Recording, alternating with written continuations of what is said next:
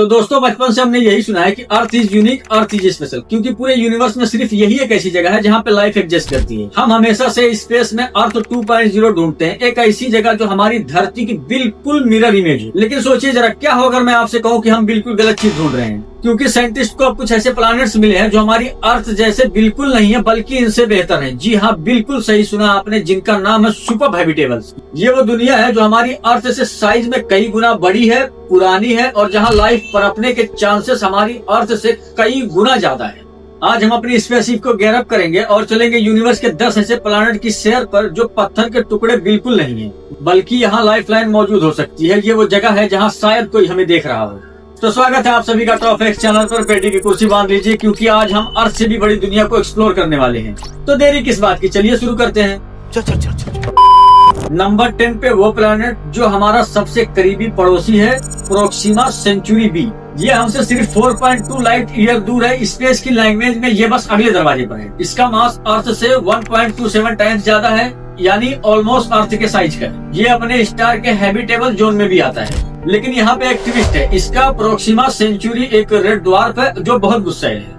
वहाँ से निकलने वाली यूवी रेडिएशन और सोलर फ्लेयर्स अर्थ के मुकाबले कई गुना ज्यादा खतरनाक हैं। तो यहाँ लाइफ हो सकती है, लेकिन ये रेडिएशन लाइफ प्रूफ होनी चाहिए। शायद जमीन के नीचे छुपे हुए माइक्रोवेव्स या डीप ओशियन क्रिएचर के पास है, पर साफ नहीं है।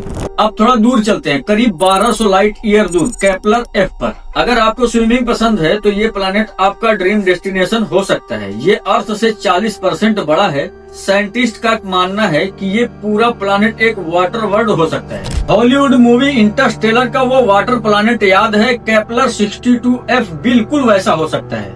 यहाँ जमीन शायद हो ही न, सिर्फ गहरा समंदर हो। ये अपने स्टार के ठंडे हिस्से में है, लेकिन अगर इसका एटमॉस्फेयर ठीक हुआ तो ग्रीन हाउस इफेक्ट की वजह से वहाँ का पानी लिक्विड रहेगा।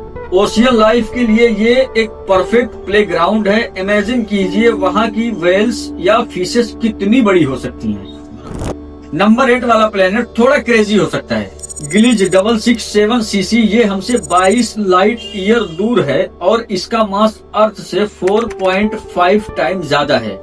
लेकिन सबसे हैरान करने वाली बात ये है कि अगर आप इस प्लेनेट पर खड़े होंगे तो आपको आसमान में एक नहीं तीन सूरज दिखाई देंगे। इसका मेन स्टार एक रेड ड्वार्फ है, क्योंकि ये प्लेनेट अपने स्टार के बहुत करीब है। यहाँ का साल 28 दिन का होता है। लेकिन डरने की कोई बात नहीं, रेड ड्वार्फ ठंडे होते हैं, इसीलिए इस प्लेनेट के इतने करीब होने के बावजूद ये जल नहीं रहा है। यहाँ का टेम्परेचर लाइफ को सपोर्ट कर सकता है। हालांकि यहाँ की ग्रेविटी अर्थ से काफी ज्यादा होगी, तो अगर हम वहाँ गए तो हमारा वजन बहुत बढ़ जाएगा, चलना मुश्किल होगा, लेकिन नजारा प्राइसलेस होगा। अब बात करते हैं एक सेलिब्रिटी की, केपलर 22b। ये वो पहला प्लैनेट था जिसे नासा के मिशन ने हैबिटेबल जोन में कंफर्म किया था।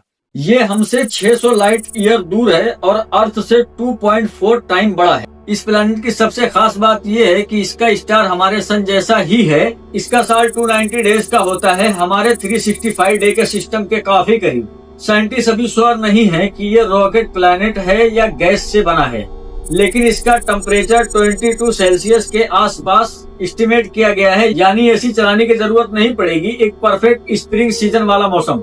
लिस्ट में आगे बढ़ते हैं केपलर 442b की तरफ। दोस्तों, कई साइंटिस्ट इस प्लेनेट को अर्थ से भी ज्यादा हैबिटेबल मानते हैं। ये हमसे 1100 लाइट ईयर दूर है और अर्थ से 33% बड़ा। रिसर्च के मुताबिक इस प्लेनेट को अपने स्टार से जो लाइट मिलती है वो फोटोसिंथेसिस के लिए परफेक्ट है। अर्थ पर प्लैनेट्स जो जितना एनर्जी मिलती है उससे कई बेहतर क्वालिटी की एनर्जी यहाँ मिल सकती है। इसका मतलब समझ रहे हैं आप, यहाँ के फॉरेस्ट हमसे कहीं ज्यादा घने और डाइवर्स हो सकते हैं। एक ऐसा बायोस्फीयर जो हमारी सोच से भी परे है, एक super earth with super nature. Number 5 पे वो प्लेनेट है जिसे नासा ने अर्थ कजिन कहा था, केपलर 452b। ये 1400 लाइट ईयर्स दूर है और अर्थ से 60% बड़ा है। इसका स्टार हमारे सन का ही भाई लगता है, बस थोड़ा पुराना है और यही बात इसे इंटरेस्टिंग बनाती है। केपलर 452b का स्टार हमारे सन से 1.5 बिलियन ईयर पुराना है और ये प्लेनेट भी अर्थ से पुराना है। अगर यहाँ कभी लाइफ शुरू हुई होगी तो उन्हें हमसे इवॉल्व होने के लिए 1 बिलियन साल ज्यादा मिले हैं। क्या वहाँ कोई सिविलाइजेशन है जो हमसे इतनी आगे निकल चुकी है और हम उन्हें समझ भी ना पाए? फिर वहाँ का एटमॉस्फेयर अब खत्म हो चुका है। ये एक मिस्ट्री है, लेकिन उम्मीद अभी भी कायम है।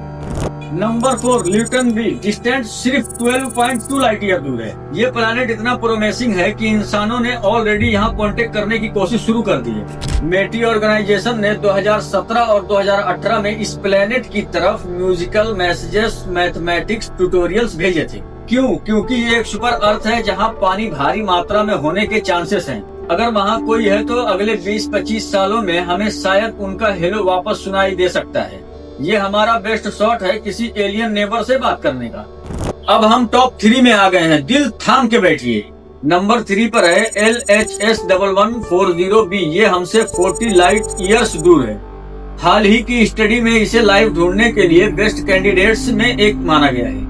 ये प्लैनेट मास में अर्थ से 7 टाइम बड़ा है। पहले लगा था कि ये एक मिनी नेपच्यून गैस प्लैनेट होगा, लेकिन नए डाटा से पता चला है कि ये एक रॉकी है और इसके आसपास एटमॉस्फेयर भी है। इसका डेंसिटी सजेस्ट करता है कि ये एक ओशियन वर्ल्ड हो सकता है। इमेजिन कीजिए एक प्लैनेट जिसका पूरा सरफेस पानी से ढका हो और वो पानी ठीक एटमॉस्फेयर की वजह से गर्म रहता हो। जहाँ पानी है वहाँ लाइफ है। ये रूल हम अर्थ पर भी देखते हैं और ये रूल वहाँ पर भी अप्लाई हो सकता है। अब चलते हैं नंबर 2 पर। नंबर 2 पर वो प्लेनेट है जिसने पिछली साल पूरी दुनिया के साइंटिस्ट को हिला के रख दिया था, K2-18b। ये 124 लाइट ईयर्स दूर है और अर्थ से 8.6 टाइम मैसिव है।